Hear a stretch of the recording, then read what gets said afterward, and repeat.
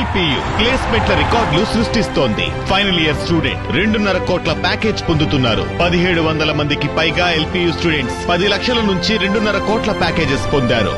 విద్యా విప్లవం ప్రారంభమైంది లవ్లీ ప్రొఫెషనల్ యూనివర్సిటీలో.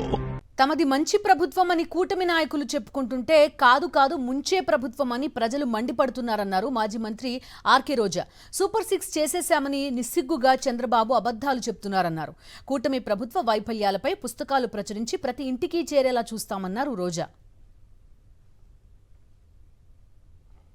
కూటమి నాయకులు మాది మంచి ప్రభుత్వాన్ని గొప్పగా ఈరోజు చెప్పుకుంటున్నారు. కానీ ప్రజలను అడిగితే ఇది మంచి ప్రభుత్వం కాదు, ముంచే ప్రభుత్వాన్ని ఘంటాపథంగా చెప్తున్నారు. అబద్ధం చెప్పడం వెన్నతో పెట్టిన విద్య, వెన్నుపోటు పోవటం కూడా వెన్నతో పెట్టిన విద్య అని ఈ రాష్ట్ర ప్రజలందరూ కూడా ఈరోజు ముక్త కంఠంతో చెప్తున్నారు.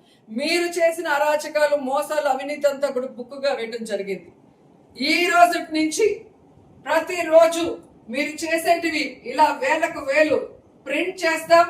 ప్రతి ఒక్క ఓటర్ ఇంటికి ఆ బుక్ వెళ్ళి మీరు చేసిన తప్పులకి మీకు శిక్ష పడేలా కూడా చేస్తామని హెచ్చరిస్తున్నాం.